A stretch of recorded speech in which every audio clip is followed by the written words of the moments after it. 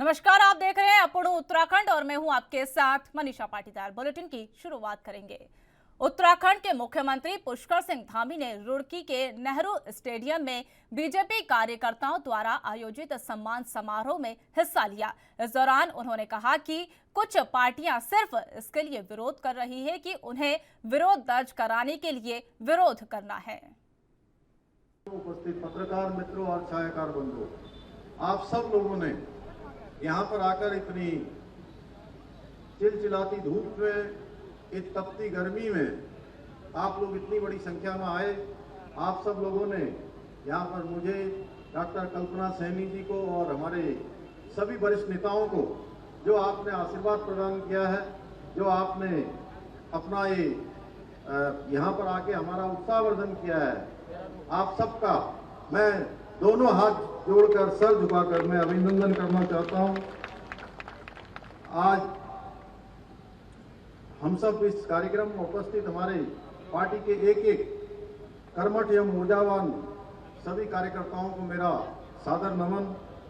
आप लोगों की मेहनत और आप लोगों की संकल्प शक्ति और हमारे देश के यशस्वी प्रधानमंत्री मोदी जी के नेतृत्व में, उनके मार्गदर्शन में आप सब लोगों ने जो उत्तराखंड के अंदर, एक भाइयों बहनों, उत्तराखंड के अंदर हर बार होता था, एक बार इस पार्टी की सरकार बनती थी, एक बार उस पार्टी की सरकार बनती थी।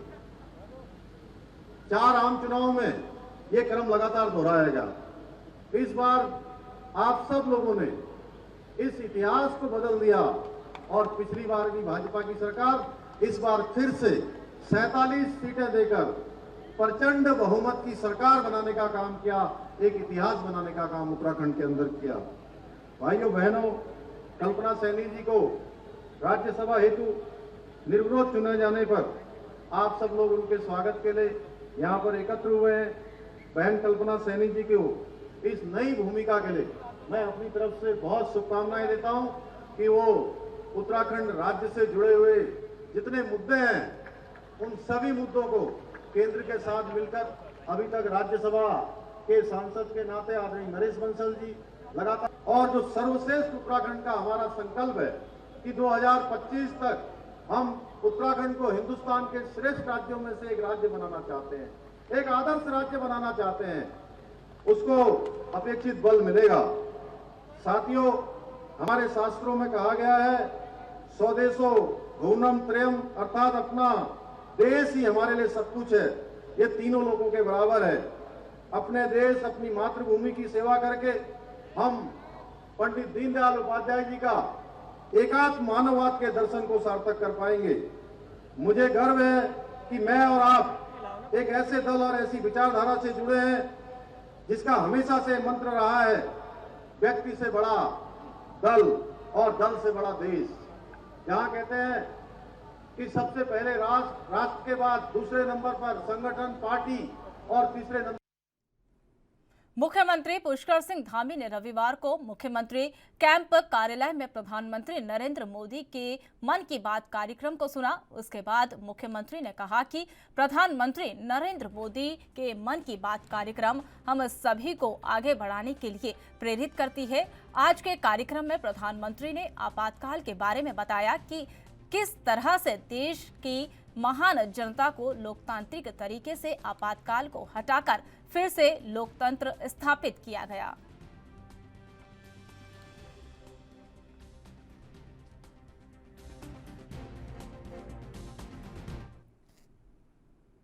प्रधानमंत्री नरेंद्र मोदी के आज मन की बात कार्यक्रम को सुनने के लिए प्रदेश के कैबिनेट मंत्री गणेश जोशी देहरादून में मसूरी विधानसभा क्षेत्र के लोहारवाल पहुंचे। उन्होंने मन की बात कार्यक्रम को सुनने के बाद कैबिनेट मंत्री ने मीडिया से रूबरू होते हुए कहा कि इस कार्यक्रम में ऐसे विषयों को सम्मिलित किया जाता है जिनका देशवासियों को लाभ मिले। उन्होंने कहा कि कई ऐसे क्षेत्र की प्रतिभाओं का जिक्र किया जाता है। इस मौके पर बीजेपी मंडल अध्यक्ष पूनम नौटियाल समेत कई बीजेपी कार्यकर्ता मौजूद रहे।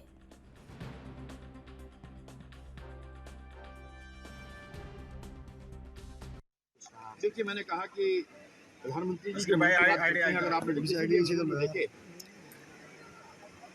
आज उन्हें स्पेस स्टार्टअप की बात की, खिलाड़ियों की बात की, और जब भी बातें कोई ऐसे विषय आते हैं जिनकी हमें जानकारी नहीं होती, इसलिए मैं लोगों से अपील करता हूँ कि प्रधानमंत्री जी की मन की बात को सुने और उसका लाभ लें, क्योंकि हर बार मोदी जी बात करते हैं देश के लिए करते हैं, समाज के लिए करते हैं, राष्ट्र के लिए करते हैं, इसलिए मन की बात को अवश्य सुनना चाहिए। मंत्री जी, आपके साथी जो कैबिनेट में रेखा आ रहे हैं उनका और जो संबंधित अधिकारी IAS अधिकारियों का जो लगातार ये मामले सामने आते हैं, कहीं ना कहीं सरकार भी असहज होती है, क्यों जो स्थिति देखिए, माननीय अधिकारी मुख्यमंत्री जी बेलगाम वहाँ हो से- चुके हैं? माननीय मुख्यमंत्री जी उसका संज्ञान ले रहे हैं और निश्चित उसमें निर्णय होगा और जनभावनाओं के अनुरूप होगा।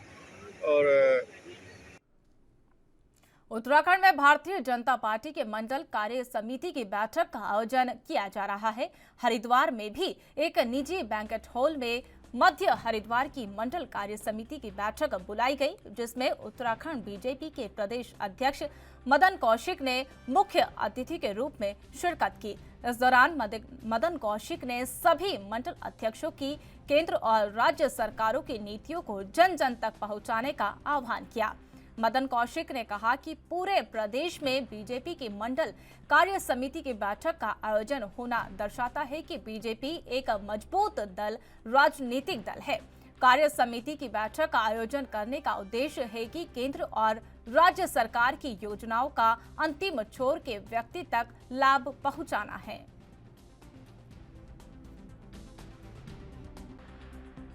मंडल कार्य समिति का शुभारंभ आज हुआ है मध्य हरिद्वार की। इसी प्रकार की 252 मंडलों की कार्य समिति का आयोजन हो रहा है और मंडल की कार्य समिति होना हमारे मजबूत संगठन को प्रदर्शित परिलक्षित करता है।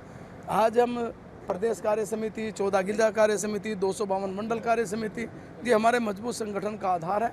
और आज ये मध्य हरिद्वार, चूँकि यहाँ मेरा घर भी पड़ता है, इसलिए इस कार्य समिति में विशेष रूप से मैं आया हूँ।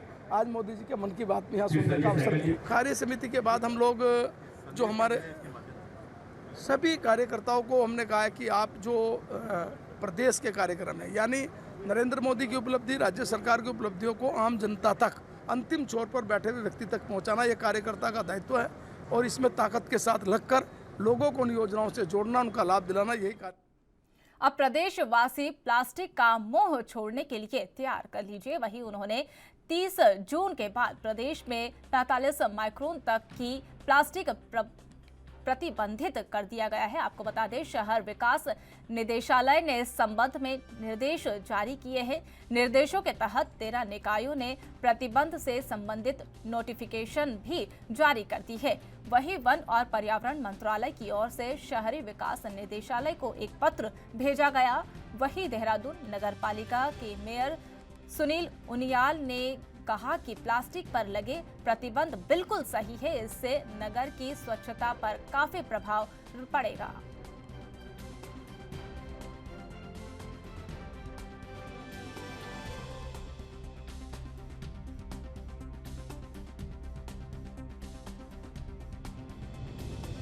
यूज प्लास्टिक है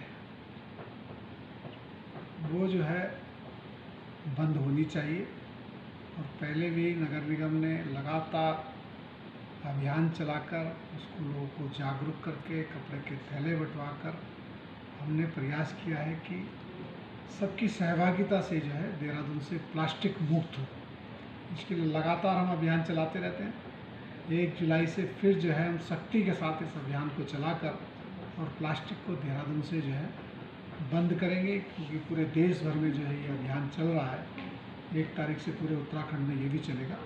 और हम भी नगर निगम के माध्यम से जो है जो भी हमारे व्यापारी भाई प्लास्टिक का कारोबार करते हैं, प्लास्टिक का सामान बेचते हैं, उनको अभी हम यहाँ बुलाएंगे और उनसे कहेंगे कि जितना सामान आपके पास है उसको ख़त्म करके, ताकि 1 जुलाई के बाद जो है ये प्लास्टिक जो है बाजार में। बहुत ज़्यादा पुरानी चीज़ नहीं है। हम लोग बचपन में प्लास्टिक इतना यूज़ नहीं करते थे, ना हमारे सामने था, लेकिन कुछ लोगों के कहने पर या कुछ उसके फ़ायदों को देखते हुए, एक अल्पकालिक फ़ायदों को देखते हुए इसका प्रोडक्शन हुआ और बहुत ज़्यादा ये लोगों की एक आदत बन गई और उसका दुष्प्रभाव हमारे सामने आ गए।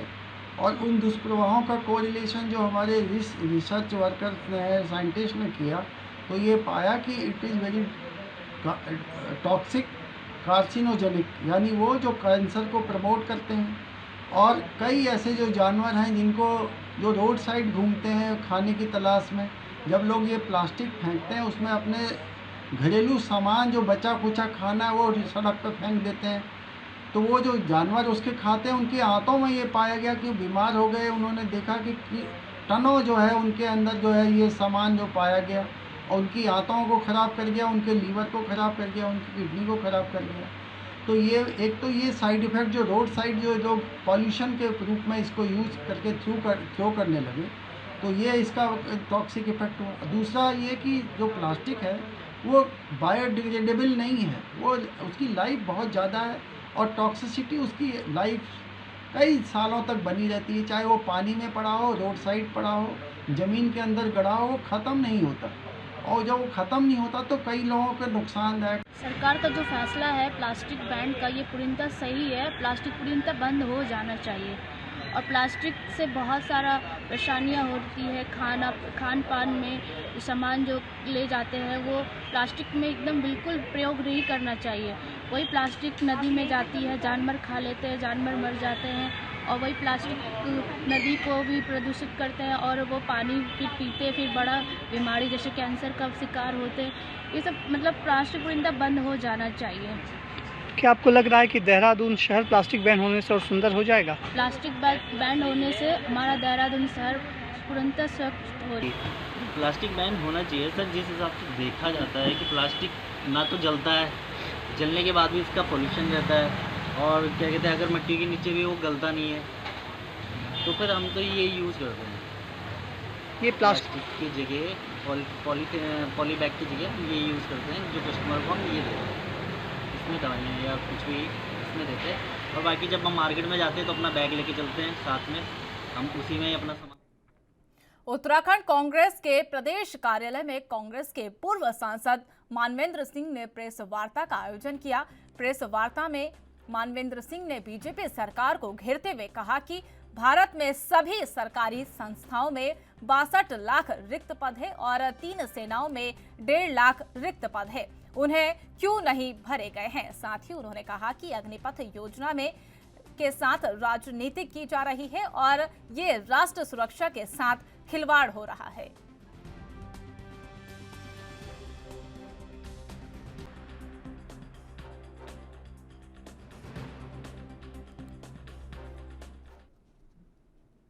देश भर में अग्निपथ योजना के खिलाफ हो रहे प्रदर्शनों और उग्र आंदोलनों को ध्यान में रखते हुए हाल ही में कांग्रेस पार्टी हाईकमान ने ईडी और सीबीआई जैसे मुद्दों को छोड़कर अग्निपथ योजना को लेकर बीजेपी सरकार को घेरने की रणनीति बनाई है। इसके मद्देनजर 27 जून से प्रदेश में सत्याग्रह करने जा रही है।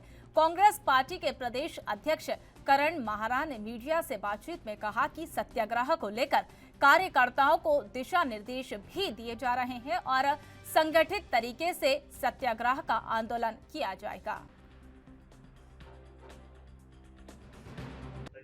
जी, पूरे राष्ट्र में ये सत्याग्रह किया जाएगा क्योंकि राष्ट्र खतरे में है, हमारे पार्टी का ये मानना है। राहुल जी ने भी यही संदेश दिया कि ईडी और सीबीआई पे ध्यान ना दें, ये छोटी मोटी चीज़ें मनोबल तोड़ने के लिए कोशिश हो रही है। आप लोग सत्याग्रह के माध्यम से जो अग्निपथ योजना है इसका विरोध करें क्योंकि इससे राष्ट्र का आंतरिक रूप से भी राष्ट्र को खतरा है और बाहरी रूप से भी राष्ट्र को खतरा है। इस समय नेपाल भी आंखें दिखा रहा है, श्रीलंका जैसा छोटा सा देश भी आंखें दिखा रहा है और सैनिकों के साथ, युवाओं के साथ भी ये छल है और राष्ट्र की सुरक्षा के साथ बहुत बड़ा धोखा है। इसलिए हम लोग सत्याग्रह के माध्यम से अपना विरोध करते हैं। हल्द्वानी के गोलापार स्थित अंतर्राष्ट्रीय स्टेडियम में स्विमिंग पूल शुरू कर दिया गया है, जिसमें खेल विभाग तैराकी सिखा रहा है। अगर खिलाड़ी अंतर्राष्ट्रीय स्टेडियम में स्विमिंग सीखना चाहते हैं तो वह जिला खेल कार्यालय में रजिस्ट्रेशन फॉर्म भरकर तैराकी सीखने के लिए आवेदन कर सकता है। सहायक खेल निदेशक सुरेश पांडे के मुताबिक स्विमिंग पूल में तैराकी का ट्रायल के बाद एंट्री मिलेगी। वही स्विमिंग पूल सीखने से हल्द्वानी के तैराक भी खुश है। जिला खेल कार्यालय हल्द्वानी द्वारा जो स्विमिंग पूल का संचालन किया जा रहा है और इसको हमने 24 तारीख से हमने जनता के लिए जो है इसको ओपन किया है खिलाड़ियों के लिए। जो भी खिलाड़ी इसमें आना चाहते हैं वो अपना एक रजिस्ट्रेशन करा के जिला खेल कार्यालय हल्द्वानी में उनको और इसमें सबसे बड़ी बात है कि जो जिनको स्विमिंग आती है उन्हीं लोगों को दे रहे हैं, क्योंकि ये स्विमिंग पूल जो कि अंतर्राष्ट्रीय मानकों के अनुरूप बना हुआ है। इसमें ओलंपिक साइज स्विमिंग जो 50 बाई 25 मीटर लंबा और चौड़ा है और इसमें सारी आधुनिक सुविधाएं उपलब्ध हैं। हमारे पास यहाँ पर कोचेज़ हैं और साथ में लाइफ सीवर और स्विमिंग के जो भी जितने भी उपकरण हैं हमारे पास उपलब्ध हैं। और जैसे कि आपने स्वयं यहाँ पर देखा हुआ है कि बहुत ही आधुनिक स्विमिंग पूल यहाँ पर बना हुआ है और हमने ये ध्यान रखा है कि इसमें ज़्यादा से ज़्यादा सुविधाएं बच्चों को उपलब्ध कराई जाएँ। इसमें जो राष्ट्रीय स्तर के प्लेयर्स हैं उनका मात्र हम लोग 20 रुपये लेकर उनका रजिस्ट्रेशन करवाते हैं और जो अन्य लोग हैं उनका हमने सीजनल में 3500 रुपये जिला खेल कार्यालय ने रखा हुआ है। और यहाँ पर जैसे कि मैं सहायक निदेशक खेल के रूप में यहाँ पर कार्यरत हूँ और मैं चाहता हूँ कि बच्चों को ज़्यादा से ज़्यादा सुविधाएं यहाँ उपलब्ध हों और जैसा कि निर्देशक महोदय और सचिव महोदय का भी आदेश है कि खिलाड़ियों को अधिक से अधिक सुविधाएं प्रदान की जाएं। अभी कितने बच्चे वहाँ पे रजिस्ट्रेशन? लगभग 100 से ऊपर बच्चों ने वहाँ रजिस्ट्रेशन करा दिया है, लेकिन हम उन्हीं बच्चों को वहाँ पर प्रवेश दे रहे हैं जिनको स्विमिंग करना आता हो और जो सही तरीके से स्विमिंग करते हो ताकि किसी प्रकार की दुर्घटना ना हो। नगर निगम रुड़की में हुई बोर्ड की बैठक में कुछ पार्षदों द्वारा जोरदार हंगामा किया गया। ऐसे में कुछ पार्षदों पर मेयर गौरव गोपाल ने शहर के विकास कार्यों को बाधा बनाने का आरोप लगाया है। मेयर गोपाल गोयल का आरोप है कि कुछ पार्षदों के द्वारा नगर निगम के बजट के प्रस्ताव को पास होने से रोक दिया गया है और उन्हीं पार्षदों के द्वारा पिछली बोर्ड की बैठक में ऐसा कर शहर के विकास कार्यों में बाधा बनाने का कार्य किया जा रहा है। बजट को लेकर ये बैठक की गई थी और हमारे एमएनए मुख्य नगर अधिकारी जो थे वो केदारनाथ में ड्यूटी में होने के कारण वो उपस्थित नहीं हो पाए और विषय ये था कि बजट जब पिछली 23/4/2022 को जो बोर्ड की बैठक हुई थी उसमें बजट को स्थगित किया गया था। जब बजट स्थगित होने के बावजूद भी इन्होंने 15 करोड़ रुपए के लगभग कार्य नगर निगम में किए हैं जो बिल्कुल नियम विरुद्ध हैं। वो कार्य क्यों किए गए यह उत्तर हम एमएनए साहब से चाहते थे। एमएनए साहब नहीं थे, हमने 10 दिन के लिए फिर दोबारा से बजट को स्थगित किया।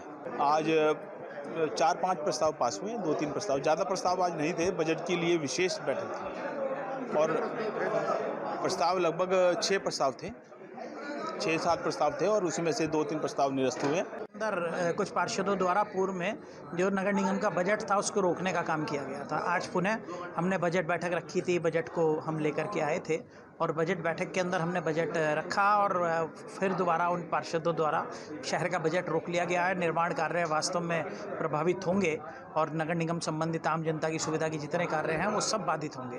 देखिए, जो बोर्ड बैठक के अंदर पहले प्रस्ताव पास हुए थे उन्हीं में से कुछ एक के काम हुए हैं और 15वें वित्त और केंद्रीय वित्त का जो पैसा था उससे वो बजट निकले हैं और निश्चित रूप से फिलहाल विकास कार्य शहर के रोक दिए गए हैं इस बोर्ड की बैठक में कुछ पार्षदों द्वारा शहर का बजट ना पास करके।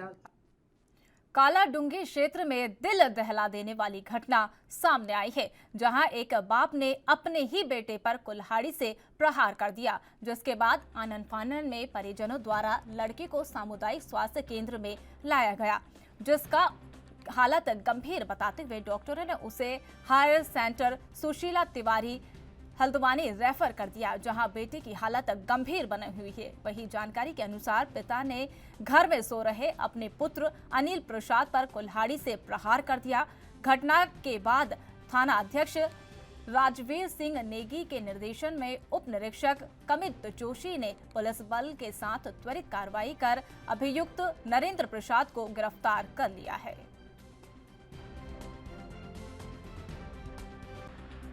ये बिदरामपुर चकलवा में नरेंद्र प्रसाद और इनके पुत्र अनिल प्रसाद, जिनका आए दिन दोनों में विवाद रहता है, तो कल प्रातः के समय नरेंद्र प्रसाद ने अपने पुत्र अनिल को शराब के नशे में कुल्हाड़ी से मार दिया, जो इस समय आईसीयू में भर्ती है और जिसकी स्थिति गंभीर बनी हुई है। अभियुक्त नरेंद्र प्रसाद को पुलिस द्वारा गिरफ्तार कर लिया गया है। पौड़ी जिले के जिलाधिकारी डॉक्टर विजय कुमार जोगदंडे ने पर्यटन कार्यालय स्थित और परिवहन विभाग कार्यालय की प्रस्तावित पार्किंग का निरीक्षण किया। उन्होंने निर्माणदायी संस्था के निर्देशित करते हुए कहा कि पार्किंग को बेहतर स्वरूप देना सुनिश्चित करें, इससे वाहनों को आने जाने में परेशानियों का सामना न करना पड़े। उन्होंने संबंधित अधिकारियों को निर्देशित किया है कि प्रस्तावित पार्किंग की भूमि का एनओसी लेना सुनिश्चित करें। जिलाधिकारी ने पर्यटन कार्यालय स्थित प्रस्तावित पार्किंग का निरीक्षण किया और संबंधित अधिकारी से संपूर्ण जानकारी ली। 2 स्थानों पर हम लोग जो पार्किंग का निर्माण कर रहे हैं उसका निरीक्षण किया। निरीक्षण के दौरान पर्यटन विभाग का जो कार्यालय है उसके सामने हम लोग जो है 60 गाड़ियों की पार्किंग का निर्माण कर रहे हैं। उसके लिए स्थान चयन किया गया है और संबंधित विभाग द्वारा डीपीआर तैयार किया गया है। शासन स्तर पर इस संबंध में अभी प्रक्रिया विचाराधीन है और जैसी धनराशि स्वीकृत हो जाएगी उस पर निर्माण कार्य प्रारंभ हो जाएगा। इसके अलावा आरटीओ कार्यालय के पास में भी हम लोगों ने एक पार्किंग का प्रपोजल तैयार करने के लिए अधिशासी अभियंता आरडब्ल्यू से प्रस्ताव तैयार करवाया है और यहाँ पर हमारी जो भूमि है ये वन पंचायत की भूमि है, उनसे एनओसी प्राप्त कर लिया है और अभी विधिवत रूप से स्वीकृति मिलने के उपरांत उसका एक वन भूमि प्रस्ताव भी हम तैयार करवाएंगे और अभी 444 लाख का प्रस्ताव और लगभग 80 से 90 गाड़ियाँ यहाँ पर पार्क हो जाएंगी और बहुमंजिला पार्किंग के रूप में इसको विकसित किया जाएगा। उसके लिए मैंने आज निरीक्षण किया है और हम शीघ्रता से कार्रवाई कर रहे हैं। टीएसी का कार्य। उत्तराखंड प्रदेश में चारधाम यात्रा अपने चरम पर है। ऐसे में यात्रा में बारिश पूरी तरह से खलन डाल सकती है। इसको लेकर मौसम विभाग ने 3 दिन का येलो अलर्ट जारी किया है। मौसम विभाग के इस अलर्ट को मानसून का आगाज भी माना जा रहा है और लोगों को सतर्क रहने के निर्देश भी दिए जा रहे हैं। मौसम विभाग के मुताबिक आने वाले 29 जून तक प्रदेश के ज्यादातर हिस्सों में बारिश हो सकती है। हालांकि उत्तराखंड में अभी तक मौसम ने दस्तक नहीं दी है, लेकिन मौसम विभाग का 3 दिन का येलो अलर्ट देखते हुए माना जा रहा है कि मानसून जल्द ही प्रदेश में प्रवेश कर सकता है। देहरादून से उत्तराखंड के लिए मौसम की बात करें, आज 25 तारीख है जून की और आज जो एक्टिविटी है खासकर जो कुमाऊं रीजन है उसमें कहीं कहीं पर रहेगी। उसमें जो अंदर के डिस्ट्रिक्ट है जैसे पिथौरागढ़ और बागेश्वर है तो उसमें तो मैं समझता हूँ कि कई जगहों अनेक जगहों तक में हल्की से मध्यम बारिश रेन थंडरस्टॉर्म एक्टिविटी वहाँ पर वो देखने को मिलेगी। लेकिन बाकी जो कुमाऊं के हिल्स है उसमें कहीं कहीं पर रेन थंडरस्टॉर्म आज भी देखने को मिलेंगे। और उसके अलावा गढ़वाल क्षेत्र की बात करें तो देहरादून डिस्ट्रिक्ट में एका दुक्का जगहों में जो रेन थंडरस्टॉर्म एक्टिविटी हल्की मध्यम वो देखने को मिलेगी। 26 तारीख में अब जाएंगे तो तब थोड़ा जो एक्टिविटी और बढ़ेगी। कुमाऊं क्षेत्र की बात करें तो उसमें मैं कहूँगा जो है अनेक जगहों तक में जो अंदर के डिस्ट्रिक्ट है उनमें और जो बाकी डिस्ट्रिक्ट है उनमें कुछ जगहों तक में हल्की से मध्यम बारिश जो है वो कल भी देखने को मिलेगी। साथ ही गढ़वाल रीजन में कहीं कहीं पर हल्की मध्यम जो बारिश है रेन थंडरस्टॉर्म एक्टिविटी है वो देखने को मिलेंगी। फिर जब 27 में आप जाएंगे तो आप देखेंगे कि जो कुमाऊं क्षेत्र है उसमें करीब करीब ज़्यादातर जगहों में है और जो गढ़वाल क्षेत्र है इसमें कुछ जगहों में जो है हल्की से मध्यम जो है जो एक्टिविटी वो रहेगी। 28 और 29 की बात करें तो उसमें और भी जो बारिश की एक्टिविटी वो बढ़ेगी। 28-29 में ज़्यादातर जगहों में हल्की से मध्यम बारिश है पूरे प्रदेश में और साथ ही जो भारी बारिश है तो वो भी आप जो 28 तारीख को जो है वो देखेंगे कि जो हमारे कुमाऊं के डिस्ट्रिक्ट से हिल्स वाले और साथ ही जो देहरादून है या टेहरी पौड़ी डिस्ट्रिक्ट है तो इनमें भी एका दुक्का जगहों में 28 और 29 में हैवी रेन्स की संभावना बनी हुई है। उत्तराखंड में खेलों को बढ़ावा देने के लिए लगातार सरकार काम कर रही है। इसी क्रम में खेल से जुड़े हुए युवाओं और बच्चों की प्रतिभाओं को निखारने के लिए सरकार द्वारा उन्हें प्रोत्साहित भी किया जा रहा है, जिसके चलते आज राजधानी देहरादून के परेड मैदान में 2 दिवसीय बॉक्सिंग प्रतियोगिता का आयोजन किया गया। इस दौरान प्रदेश भर के करीब 300 प्रतिभागियों ने प्रतिभाग किया। इस मौके पर कैबिनेट मंत्री गणेश जोशी ने कहा कि प्रधानमंत्री नरेंद्र मोदी लगातार खेलों को बढ़ावा देने का काम कर रही है। इसके साथ ही उन्होंने कहा कि आज हमारे देश में तमाम सारे युवा खेल में अपना करियर बना रहे हैं और देश का नाम रोशन कर रहे हैं। उन्होंने आगे कहा कि यह एक ऐसा प्लेटफॉर्म है जहां पर युवाओं को खेल में प्रतिभाग करने के साथ ही अपना करियर बनाने का भी मौका मिलेगा।